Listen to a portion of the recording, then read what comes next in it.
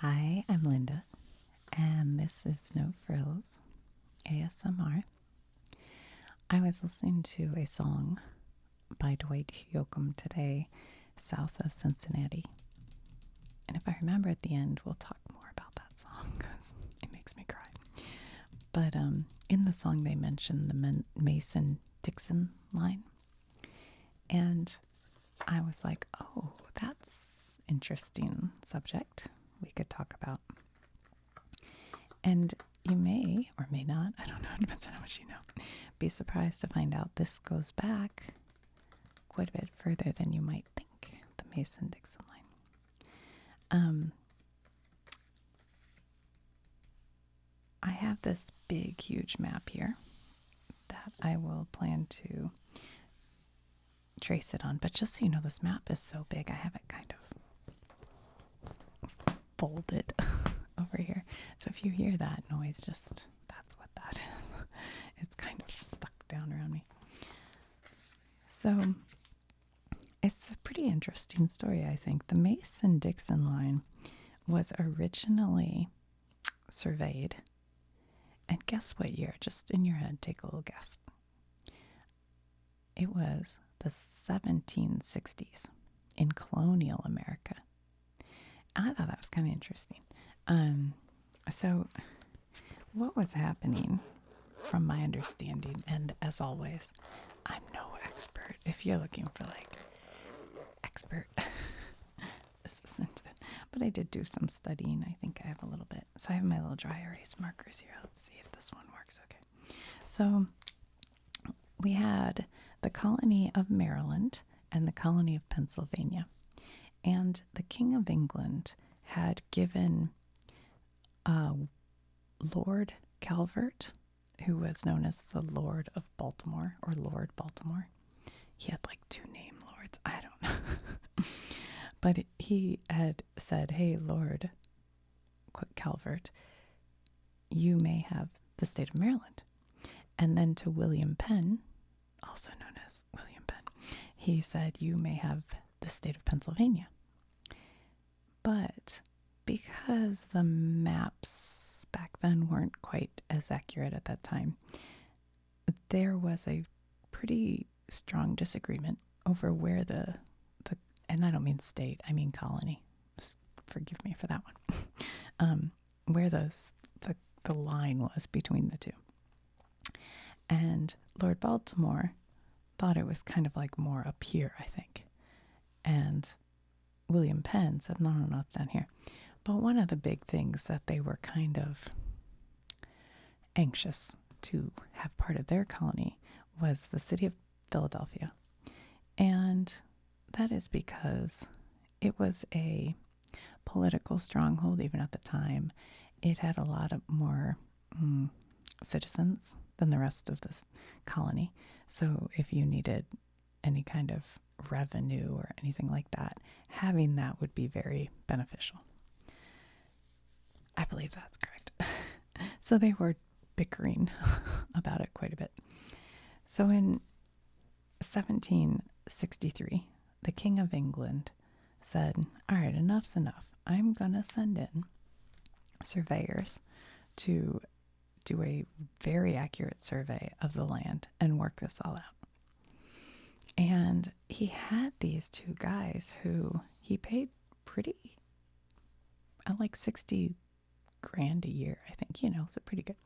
And he gave them apparently a lot of booze,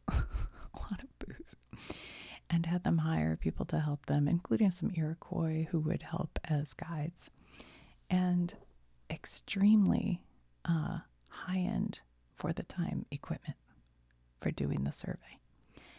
And these two men were named Charles Mason, not Manson, Mason, and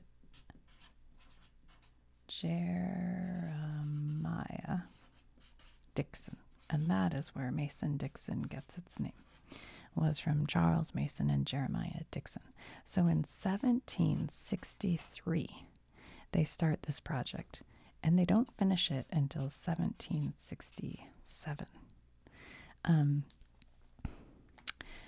But from what I understand, I can't explain this equipment totally, but when I say high-end equipment, they had these, what they called zenith sector, like they had a plumb, which is like a string with a weight, and it will steady where it's, I don't know, I'm not going to try to explain this, but it was a plumb with a telescope. And so what they would do is use that, and then they'd look up through it to find a star in the sky, and then measure the angle of the star, and they could calculate the curvature or the angle of the earth. And then they use their heads in mathematics and things I don't understand. But what's sort of incredible about it is the survey that they did, I think it was like in the 1990s. There was a group from Maryland and Baltimore who went back and just checked every bit of the survey and said, like, it couldn't be more accurate. Like, the accuracy was incredible for the equipment. Even with, now we have GPS and all this, it was just perfectly accurate almost. Okay, so where they ended up figuring out the line, straight up here, and it's like a straight line, straight line, and then straight across. Oh boy, this pen isn't so great, is it? We need our line darker. Yeah, hold on. Straight across. So now Lord Baltimore knows he's down here, and William Penn is up here. And Delaware was like the colony of Delaware, or I forget I don't feel like it was quite colony, but it was something like that, but then later became the state of Delaware. That's better. Let me redo it. Okay, so this is the Mason-Dixon Line. And one interesting thing that they did was they brought in from England these limestone posts. And they placed one every mile along the route. And then every 5 miles, they put in what was called a cornerstone. And these cornerstones were super heavyweight things. And some of them, I looked at pictures, some of them are almost huge, like this. And they have the family crest of Cornwell on one side and William Penn on the other side. And so every 5 miles is one of these cornerstones. And then some of them just say, I think they say C for Cornwell and P for Penn. But I also saw somewhere they say M and P for Maryland and Penn. But I think it's Cornwell and Penn. Anyway, I mean Calvert. I didn't mean Cornwell. Why am I saying Cornwell? Calvert. Have I said Cornwall the whole time?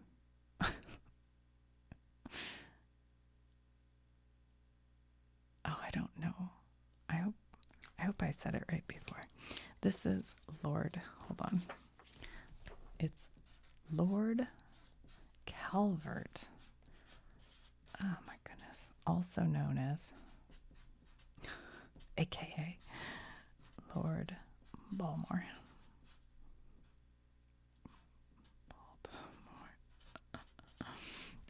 And then versus William Penn. I have no idea what I said at the beginning. I hope I said Calvert. Anyway, so every 5 miles is a cornerstone.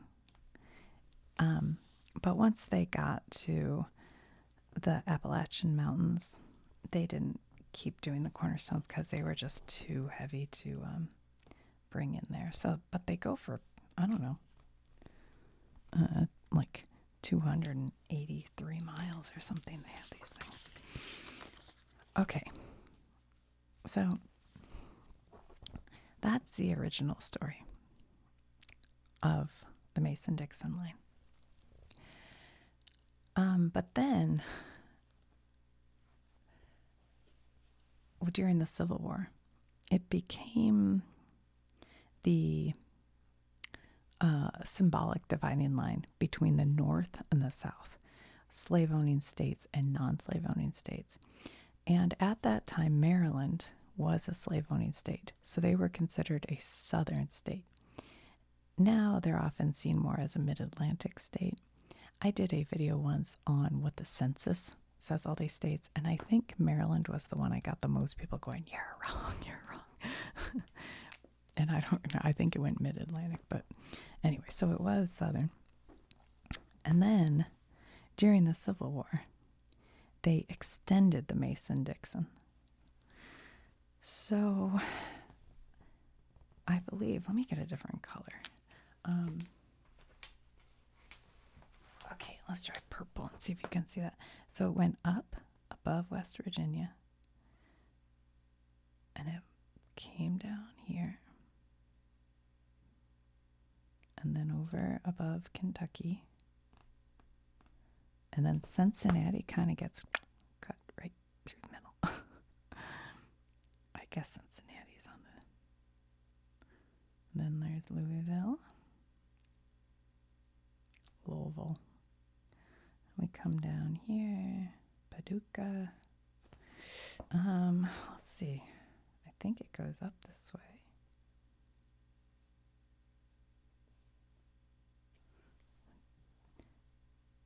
So it's following the Mississippi.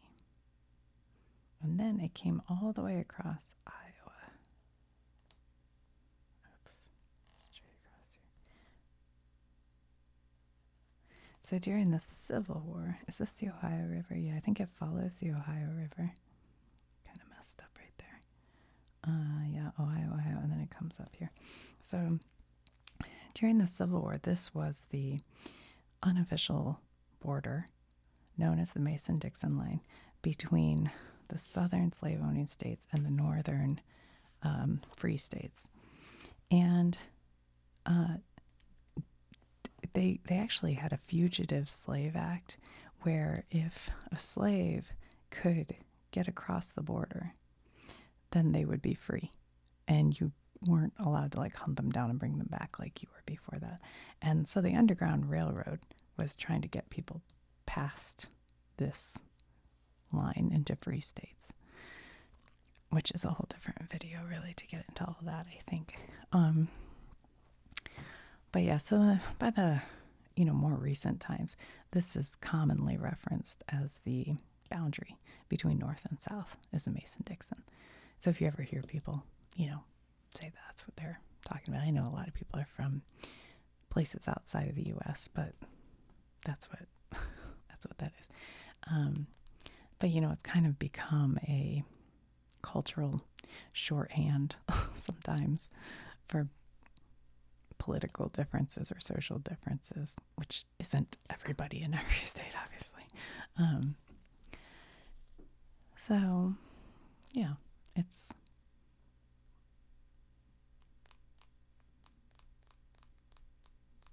so it is kind of part real boundary and part sort of symbolic. And the meaning was sort of changed after it was drawn because I think the people of Maryland are like, wait, we're not Southern. So it's kind of interesting in that way. And not everybody in Maryland, some people. Yeah. Kind of interesting. All right, let's pull these out. Let's see here. So, right, it went up here. Oh, that one doesn't want to work on there. So the song by Dwight Yoakam. My gosh, you guys, it's a sad song. He sings about a woman who writes a letter every single day to her man who has gone off and is living in Chicago. We don't know why. We don't know who broke up with you or whatever.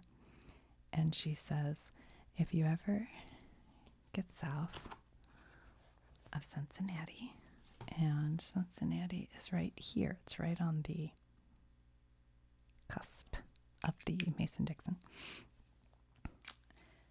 She says, down where the dogwood trees grow.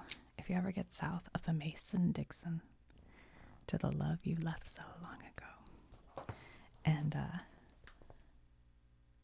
but she never sends the letters because she has too much pride. He says she puts them in her Bible and she never sends them because pride won't let her.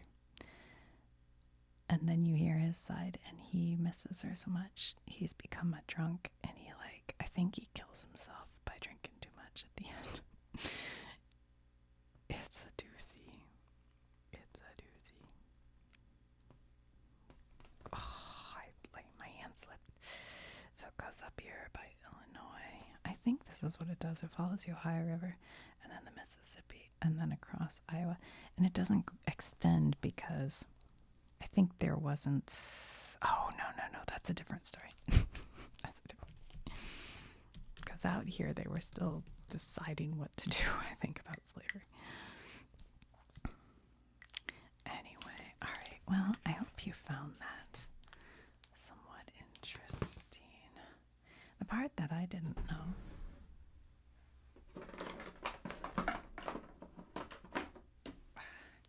was that it went back all the way to 1760s. I thought that was kind of interesting. I guess I assumed wrongly that it was from the Civil War period, but really just this sort of extension was. So Charles Mason and Jeremiah Dixon and the King of England sent them as surveyors. And if I said it wrong, I'm so sorry. It's Lord Calvert, also known as Lord Baltimore, and William Penn. And they were the ones who were kind of arguing about it. Yeah. You know, the other thing, they went and looked into all the markers because, like I said, there was a mile marker every mile and then a cornerstone every 5 miles, except when they got into the mountains. And I think they said they found all of them except for 10, which seems like a lot because they placed them in the 1760s. I kind of think I've seen one on a backpacking trip, but I'm not totally sure. So now I'm going to really look for them. So if you ever see a marker, because some of them are really big, like big, with the crests, whatever on there. But some of them are smaller, and they'll just say P. I think, you know what, I should have tried to look into this more, whether they say CP or Pennsylvania or Pitt, Maryland. I don't think so. I think they say Calvert, and Penn. Oh, God, Pitt, Penn. I'm getting names all screwed up. I'm so sorry. I think they say Calvert. They'll have a C and a P. Calvert and Penn. I think that's right. If anyone knows. If any of them say CM, because I saw that like one place, but I don't